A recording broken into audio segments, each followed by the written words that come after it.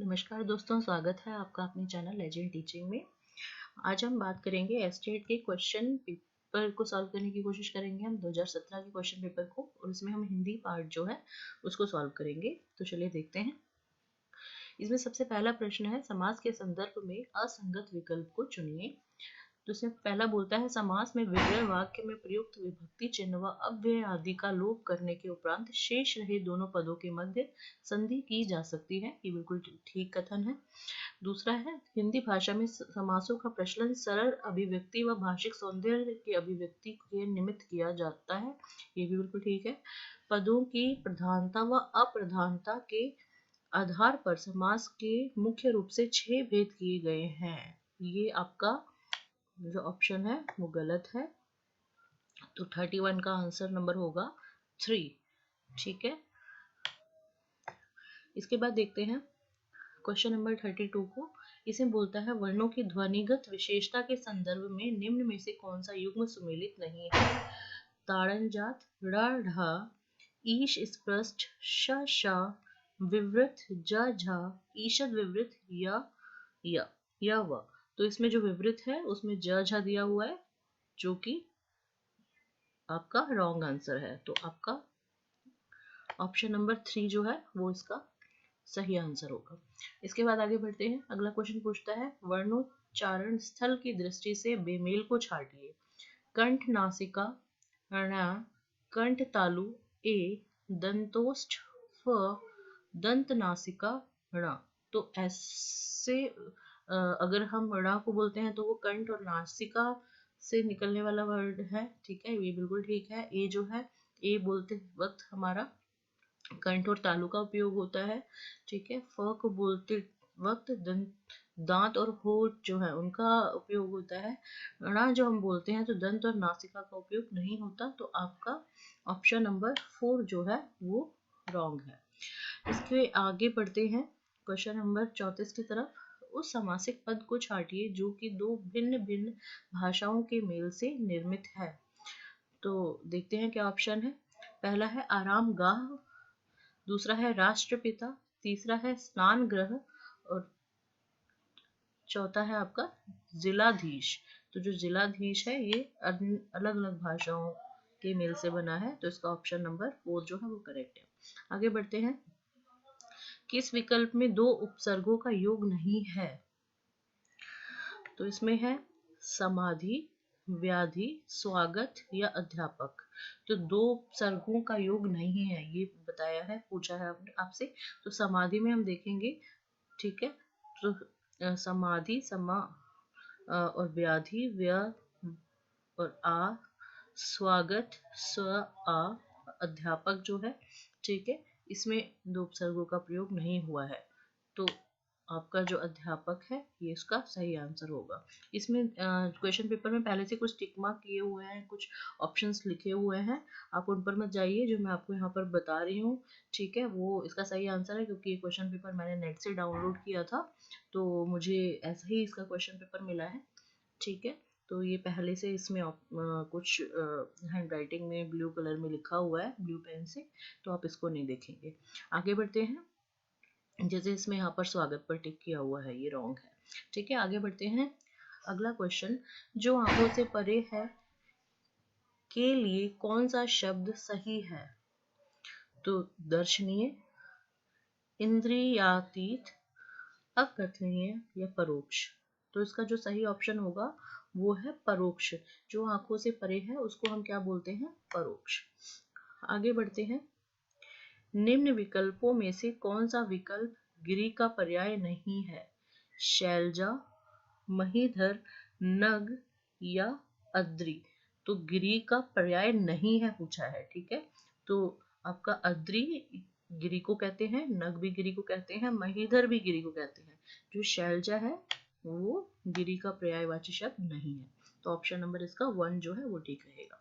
आगे बढ़ते हैं अगले क्वेश्चन की तरफ। इसमें आपसे पूछता है किस शब्द में उपसर्ग व प्रत्यय दोनों का योग हुआ है?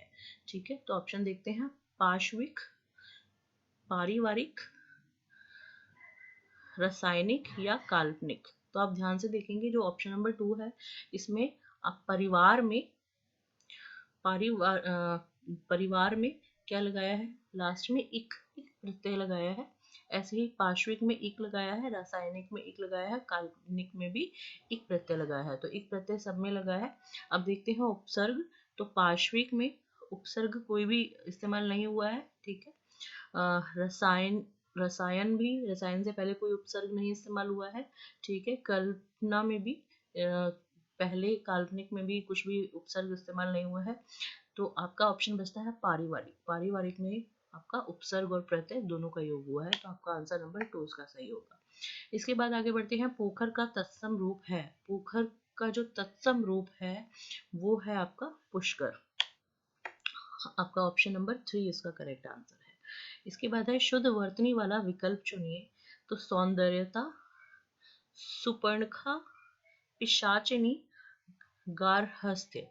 तो मेरे हिसाब से यहाँ पर जो ऑप्शन नंबर पिशाचिनी जो है, ठीक है, ये 2, ये बिल्कुल शुद्ध वर्तनी है, बिल्कुल ठीक है, करेक्ट आंसर है ये। लेकिन इसकी आंसर कीज में आंसर 2 और ऑप्शन नंबर 4 ये दोनों ऑप्शन दिए हैं, ठीक है। तो आप इसको एक बार चेक कर लेना। मैंने ऑफिशियल आंसर कीज इसकी चेक की थी, तो उसमें पिशाचिनी और ग्राहस दोनों ऑप्शन जो है उनको करेक्ट बताया है, ठीक है। आगे बढ़ते हैं।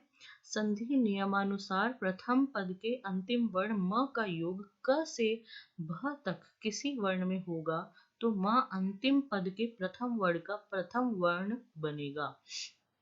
निम्न विकल्पों में से किस संधि शब्द का निर्माण उक्त नियम के तहत नहीं हुआ है, ये आपसे पूछा गया है। तो इसके लिए आपको पूरा संधि पढ़ने की जरूरत है। तो मैंने संधि के ऊपर कई वीडियोस बनाई है, आप उनको देख सकते हैं, ठीक है। और इस केस में इसका आंसर जो होगा वो होगा आंसर नंबर 3, डिड नॉट, ठीक है। आगे बढ़ते हैं। अगला क्वेश्चन, किस समस्त का पद का विग्रह सम्यक नहीं है। तो पहला है अभूतपूर्व, जो पूर्व में नहीं हुआ हो। अत्यावश्यक, आवश्यकता से परे, तो ये नहीं है। अत्यावश्यक, आवश्यकता से परे, इसका मतलब ये नहीं होता। तो आपका आंसर नंबर जो 2 है, ठीक है, वो क्या है, गलत यहाँ पर इसका मीनिंग बताया है। तो आपका ऑप्शन नंबर 2 सही है। आगे बढ़ते हैं। संरचना की दृष्टि से कौन सा वाक्य सरल वाक्य नहीं है। सरल वाक्य नहीं है पूछा है। तो दूसरों के साथ मीठा बोलने वाले व्यक्ति सबके मन को भाते हैं, ये सरल वाक्य है आपका। आगे देखते हैं। पिताजी ने मुझसे कहा कि वे बहुत बीमार हैं। तो पिताजी ने मुझसे कहा, ये एक वाक्य हुआ। की से जोड़ा दूसरे वाक्य को, वे बहुत बीमार हैं। तो ये आपका सरल वाक्य नहीं है, ठीक है।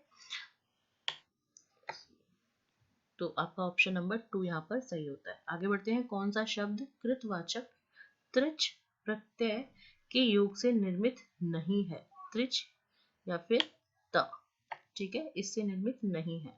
तो पहला है रचयिता, दूसरा है प्रदाता, तीसरा है व्याख्याता और चौथा है विद्वता।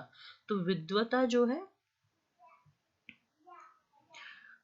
इसमें आप ध्यान से देखिए, आधा ता और पूरा ता दोनों ता है, ठीक है यहाँ। और बाकी तीनों में सिर्फ ता का उपयोग हुआ है प्रत्येक के लिए, ठीक है। तो यहाँ पर विद्वता जो है वो आपका करेक्ट आंसर है। इसके बाद आता है। कौन सा शब्द वर्णागम संधि से निर्मित नहीं है, ठीक है। तो वर्णागम संधि से निर्मित नहीं है, देखते हैं। पहला है आच्छादित, दूसरा है परिष्क्रिया, तीसरा है प्रतिष्ठान और अगला है आपका संस्कृत। तो वर्णागम संधि से जो नहीं बना है शब्द वो है आपका इसमें प्रतिष्ठान, ठीक है। तो ये आपके आंसर्स हुए एस्टेट के। अगर किसी भी आंसर में कोई डाउट है या आपको आंसर जो है वो करेक्ट नहीं लगता है, तो आप मुझे कमेंट सेक्शन में बता सकते हैं, अपना ओपिनियन भी आप दे सकते हैं। और एक जो अभी मैंने क्वेश्चन बताया था जिसके 2 आंसर्स थे, ठीक है, अगर उसका सही आंसर आपको मालूम है या ऑफिशियल की से अलग, वो भी आप कमेंट सेक्शन में मुझे बता सकते हैं, ताकि बाकी लोगों को भी इसके बारे में पता चले। और इस वीडियो को अगर आप पसंद करते हैं तो उसको लाइक और शेयर ज़रूर करें और चैनल को सब्सक्राइब करना ना भूलें। धन्यवाद।